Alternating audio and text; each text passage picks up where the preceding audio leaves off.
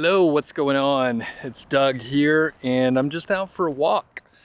And hopefully it's not too shaky here, but I thought I'd just give a little update on what's been going on with me. I'm just out with Georgie, trusty Georgie, and I think I'm gonna try and sit down so it's not so wobbly here.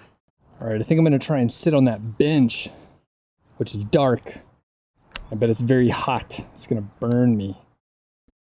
All right, the bench isn't as hot as I thought it was going to be, and Georgie's very smart. She crawled underneath. She's in the shade underneath me here. So I have, well, first off, this is going to be a meandering, random, potentially long, I'm not quite sure, video. So I'm just going to talk about, the state of my mind or whatever it is I'm doing here. So number one, a couple weeks ago, I think I mentioned that I was taking a little break from YouTube, creating videos and stuff. I was like, you know what? I'm gonna take a couple days off. My parents came to visit. They, we moved recently to the Colorado area, the Boulder, Colorado area, and my parents came to visit, so I was hanging out with them, and I was like, I put out so many videos on YouTube. Why don't I take a break? Now, the interesting thing with YouTube, people that have YouTube channels, you may know this, but YouTube is a bit of it's like a content machine which will chew you up because it feels good to publish a video. People watch it, you see the analytics go up, and the more you publish, almost like without regard to quality, the more you publish, the more views you'll get, and so on. Now, for me personally, I don't get enough views to make it worthwhile as a money maker. However, from my marketing standpoint of my brand niche site project and the things that I do, it's worthwhile for me to do stuff on YouTube, but I don't make money really directly from YouTube views or anything like that. So that's important to note. If I know some people with much bigger channels, potentially they make money. They publish a video and they know that it's going to bring in X amount of money in the next 30 days and X amount of money over time, right? So I could respect that. But for me, it was kind of like, what am I doing here? This is bananas. I'm not enjoying the specific work that I'm doing, creating the videos that I am in the way that I'm doing them. So that said, I was like, I like talking to people, I like interviewing folks, and it seems to be inspiring and people like it. So I, recently published a couple videos with a friend of mine, Ron Stefanski from the 1 Hour Professor, and people really liked it, all right? They liked it a lot, and I didn't conform to a lot of the sort of standards of YouTube or anything like that as far as how long the content is or how engaging it is or anything like that. I was like, you know what? I think Ron and I are gonna chat and see how it goes. Now, the cool thing that happened, it was like an hour and 15 minutes or something like that. The cool thing that happened is Ron and I did our thing. It was content like Ron and I potentially would enjoy consuming. And it's getting more views. People are more engaged with it. People really enjoyed watching those to the level people were watching twice as much as far as the amount of time, the viewer retention. So anyway, the point is, I realized that if I do my own thing, it may be better for me personally, number one. But number two, it could be directly for the people who are like me in the audience. So instead of pandering, well, I'll call it pandering to the least common denominator to create a video, perhaps with a title how to make $500 a day overnight or some sort of sensational thing, I'm better off just staying in my lane and doing my thing. So that's one thing that's been on my mind. I think now that I've spent a lot I've published a lot of videos, so I've spent a lot of time. I understand like things that do work better than others. I haven't had anything go viral, by the way. You can't really aim for viral so well, and it's not really my style in general. So for me to try and like aim for viral didn't make sense. So that said, that is why this is just going to be a long video. So segment 2 in this conversation is going to be around doing interesting things and doing like projects, executing projects. And I'm talking about myself, right? Most of this is just going to be talking about me. So I appreciate it if you're sticking in, you're hanging in there with me on this conversation. I have spent a lot of time, as you may notice if you're a fan of the channel or you've been around in the community for a little while, I have been spending a decent amount of time on creating YouTube content, creating podcast content, writing some on my blog, Niche Site Project, and I have been neglecting, in a lot of ways, I've been neglecting my own affiliate sites. Now, it's a little embarrassing, just to let them sit there, not do anything with them, or very minimal. We're talking like a couple hours a month, something like that. Generally making like a full-time income, depending on like how much money you need. But I'm making a full-time income from my affiliate sites.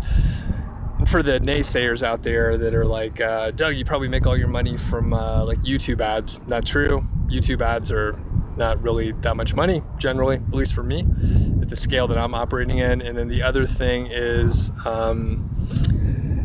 Doug, you probably make most of your money from selling courses and just being a charlatan and telling people how to do things. Well, that's not true either. I make most of my money from my affiliate sites, and I happen to like to teach some, and it's a good way to communicate, improve my communication skills in general, is to teach people stuff. So the point is, I've spent a lot of time teaching people things, and I've been neglecting my own personal affiliate sites. Now, the positive thing is it's a testament, it is proof, it is, without a doubt that you can start these sites, and it is not passive at the beginning. I can tell you, passive income, like you got to do a lot of work before anything's passive. But I could tell you, once you have the strong foundation in place, once you have things in place, it can be fairly hands-off. I won't use the word passive or passive income so as to not, I don't know. I don't want to make any kind of crazy claims, but basically, like, once things are set up, like, you can kind of like let them chill out, and it's going to be better in the long run if you come back and you have, quarterly audits that you're doing on your site and like improving content, making sure products are available, all that kind of business. But you can also be lazy and not do that much. And I've been lazy on my sites. I've been doing like minimal amounts of like updates and that sort of thing. The whole point is I'm trying, because I enjoy the work, right? I enjoy doing the affiliate content. I enjoy looking at the data. I enjoy the keyword research, the whole thing, right? I like it. So I am getting back to those like roots of how I got started, because number one, I like the work. And then the other thing is like, I can do interesting things. For example, I have a few experiments and case studies like in place right now. So I am adding a bunch of content to a site, for example. So I'm adding like 60 posts over a short period of time. I'm going to be using a service which I'll hopefully be able to share with you in the future, but I'm testing it out, just making sure it's legit. I want to use it myself. I want to know that they can deliver. I want to be able to share with you my procedures, my standard operating procedures, and my templates, my guides that I'm providing to the content service, so they deliver with a minimal number of questions or issues or anything like that. Got a helicopter flying over.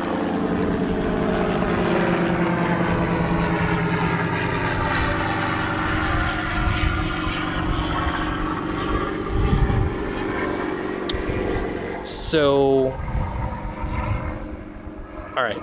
So basically, overall, I'm looking to do some work on my sites using tools which I can recommend to you, because I get questions essentially every day. What content service do you use? How much does it cost?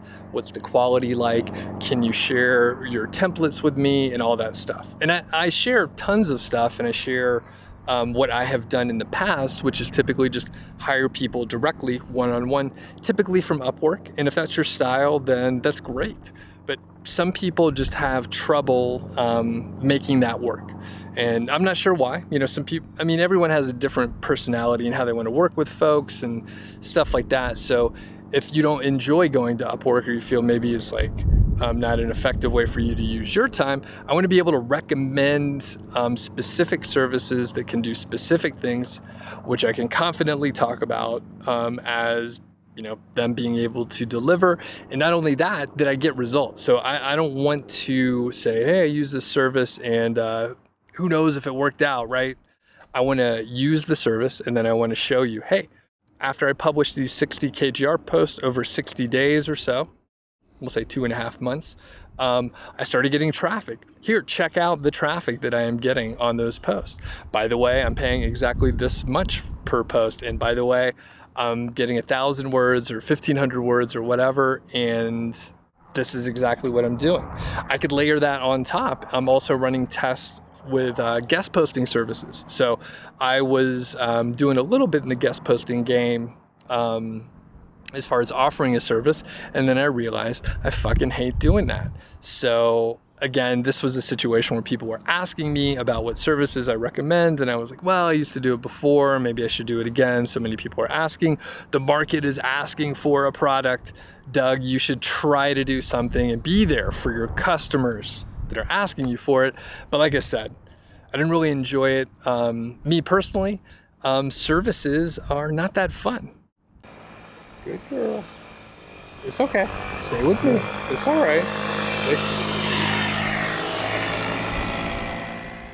So that was another, okay, Georgie, you're a good girl. I think it scared Georgie a little bit. So anyway, I'm testing a guest posting service, again, directly related to like doing work on my site. So I was trying to run the service, and I was having number one, a hard time with the customer service. I didn't frame the, I guess, the service and the product and the deliverable in a way that the customers were happy with it. The funny thing is I had multiple customers that wanted either a refund or they weren't happy with the service in some capacity. However, their rankings went up in Google and they were getting more traffic, so I don't know what the fuck they want. But services, as far as me running a service, not my thing. So I want to be able, again, to recommend a service that I personally use. I want to be able to tell people, I did this. This is the exact package that I got. I sent one guest post with this criteria to one of my keyword golden ratio posts, for example, and here's what happened and here's how long it took. If you want to do the same thing, you could check it out, or you could recreate it on your own, right? I'm not saying you have to use services that I'm using, but again, you know, if I got 2-3 emails a week where people are asking me what I'm using, well, I need to tell them what they can use. And like I said, I felt pressure to, create a product, create a service that people can use. Obviously, the money that I can make is good, but at the same time, like, to set up a service to run effectively, I ended up in the same position that I was a couple years ago when I tried to do a guest posting service then too. And that was, if this is going to work out, if this is successful, I need to have a team of people working for me, which isn't terrible. I've grown teams. I've hired a lot of people. I could hire exactly who I needed, but at the same time, I was like, you know what? I don't know if I want to sign up for that. I don't know if I want to have, 15, 20 people working for me as freelancers and having to just be the, manager on top of that. Yeah, I could hire managers to do things in the middle, but once you map that out, you created the org chart that I used to be a part of in my corporate job, which I don't do anymore, and I'm kind of happy. So I like a lean team. I like a small team. I don't like a lot of moving parts. It's just simpler. It's just simpler overall. And one of the ways it can be simpler for me and for you, if you want to hire, services, is to just outsource like discrete pieces of like work, buy backlinks, whatever, buy guest posts, we'll put it that way, that you could trust. So that is the other aspect. I'm trying to do interesting work on my sites that I could share as case studies. I have lots of data. I have a lot of case studies. Some of it isn't relevant to a lot of the things that I talk about on the channel, but there's no reason I can't do more of that work and then share it with you. So let's keep walking here. I'm gonna get sunburned out. I mean, I got sunscreen on, but I need to move. out of here. All right, I moved locations and in the shade now on another bench. It's not bad. I like this. Hopefully I'm in a parking lot, so hopefully the noise isn't too bad. So here, one key thing, one distinction I need to make is like with the issues that I had with the service that I was offering, the guest posting service, it is not the customer's fault. Everything is my fault, right? And I think it's a mindset thing. Like I cannot blame anyone, right? I shouldn't blame anyone. It is all my doing, like overall. And I think it's important for other people to remember, we sometimes can be tempted to blame others, even if it could be valid, right? Even if it could be valid.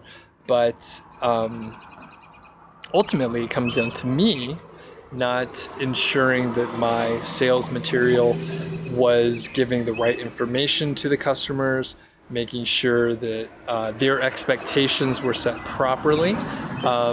It is not the customer's fault, it is my fault. Yes, there are some bad customers sometimes, but generally it was just failings by me. It was my fault, basically, is what I'm trying to say. So I just wanted to make that clear and just explicitly say any issues that I had with the guest posting service, my fault. Any issues that the customers had, my fault, right? Can't blame anyone else. It is important to frame your product properly. It's important to make sure that the customers understand like what they're getting and when and why it's valuable. And if they do not understand, it is my fault, 100%. So moving on from that, I will mention that Georgie is sitting under me still, and there's people walking by, so I'm just making sure she's going to be a good dog. She's a good dog. So all this kind of ties together, all right? So an interesting thing happens when you work for yourself, particularly when you work online, and not only do you not have a boss, but you're the visionary, which now that I say it out loud, I'm like, no wonder I have some trouble sometimes, because I'm not very visionary, I'm not a visionary, something like that. So anyway, the point is, I'm probably working more now, taking fewer days off, and have been taking fewer days off since I got laid off. When you work for someone else, number one, you can blame other people for stuff, because sometimes it is, the manager's fault for fucking things up or whatever. So when you work for someone else, you got vacation days, you got benefits. If I'm sick, I could just say, hey, someone else, you do that.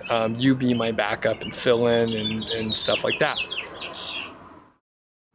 Well, the birds out here are very energetic. So the point is, I am doing more work, taking less days off and stuff like that, now that I'm working for myself. Now, one caveat is I work shorter days, right? So I'm working more days, but I work shorter days. When I'm actually working, I'm getting a lot done. But the whole point here that I'm trying to make is I'm planning on taking a lot of time off this summer, and part of it is outsourcing. So I want to take time off, remove myself from the day-to-day decision making. I want to maybe check my email a couple times a week, and have all this stuff in place while hopefully growing my business. Now, it's not a long-term solution, right? You can't just check out and leave and expect your business to grow like ongoing forever. But if I'm like taking 4 to 6 weeks off, where I am maybe working a couple hours a week, if I do a shitload of work ahead of time for say 6 weeks to 8 weeks, I'm doing a lot of work setting things up, outsourcing, getting things in place, setting up contingencies so that if a services company has a question, they have a person that they can ask that is not me, that potentially can make the decision for me. Now, I'm sure some people are thinking, well, how could you trust someone to make the decision for you? Could that cost you money? Could it be terrible? It might, right? It might cost me a little money, but if you let go of control, then it gives you freedom to do other things with your time. And what I don't want to be like the cog that's like slowing everything down, which is generally what happens. As soon as I started outsourcing more stuff and getting out of the decision-making process and empowering my team to make the decisions for me, number one, you find that sometimes the consequence of making a suboptimal decision isn't that big. So let's say I want to make the decision so it could be 90% certain of like a good decision. What if I can have someone else make the decision that is, probably 75% likelihood that it's going to be correct or whatever, and maybe there's a small downside, but to get out of that decision-making process, number one, you can accelerate and do a lot more in a shorter time, but from a like mental standpoint of like all the decisions that I would potentially have to make, I mean, it's a no-brainer to get out of the loop on that. So I haven't done this sort of thing. I've taken some time off here and there. I have taken, a week off, but I've always had my laptop with me, so that if something happened, that I could do something with it. Now, I'll let you in on a little secret. I actually just ordered a Chromebook, which I'll probably do a little review on. I'm excited. I like technology, and side tangent here. I like technology. I like getting new products and stuff like that. I am using currently, I think it's a 2015 MacBook Pro. And I've had it for 3-4 years, something like that. I get them refurbished, but it's doing a good job. I sort of up-spec'd it and got additional memory and stuff like that. So it's working well. But at the same time, I was like, you know what? This laptop is a few years old. Maybe I should upgrade. What I found was I have one of the sort of, the last great MacBook. I just made that claim, but it has USB 3, it has a Thunderbolt 2 / display mini port output, so it has like the things that I need in there, and it runs fast enough for me. Now, the reason why I mentioned the Chromebook is I was like, well, I can get, I got a couple gift certificates for my birthday. Thank you, my in-laws and some of my family members sent me some gift cards. So I was like, you know what? I've never checked out a Chromebook. I use Google products a lot. And what if I got a very small laptop that I could, take to coffee shops or whatever and take on on a trip? I'm probably taking a trip while I'm taking some time off. The point being, it's not a full-fledged laptop. Like I couldn't do video editing on there. There's a lot of apps that I use day to day that I wouldn't be able to do anything with. My understanding, I've never had a Chromebook, by the way. I'm a big Apple person. Not because I want to be, but I just kind of got roped in over time.